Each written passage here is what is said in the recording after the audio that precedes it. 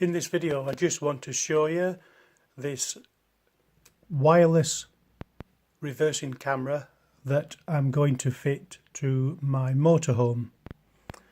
I think all large vehicles should have these reversing cameras for safety reasons. Anyway, the box looks like this when it arrives. I bought it off the internet because it wasn't available in any local shops. So that's what it looks like before I open it. Now let me open it and show you contents.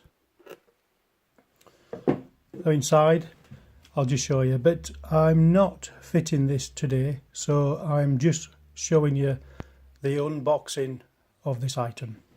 I paid £50 for it. It just comes with these inside, instructions in a few different languages. That's it, and then we've got this cushioning to protect the screen inside, which is attached to a cable underneath. I'll show you the back of it. Something goes on there, I'll show you in a minute. So I'll just take this sponge rim out, keep them aside. So inside we've got this as well, and then all the items inside. I've no idea really what they are until I read the instruction manual. We've got this, we've got this, we've got that, lots of this and that, and them. That's it. So that's what it consists of. So looking at the usual user manual, no doubt what's inside will be what's listed here.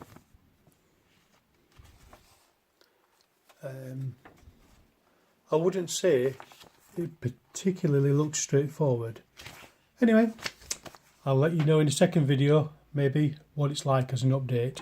But again, I'll just show you, put them together. So that's what's in the box.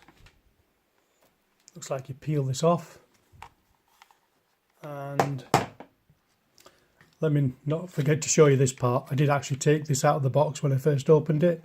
Now what that does, it connects onto the back of there, like so, and pushes up. Quite hard to push up, but it's supposed to be, and then this sticky back here peels off when you put it on your dashboard, and this allows for this to be adjusted, and then you lock it in position when it's on the dashboard.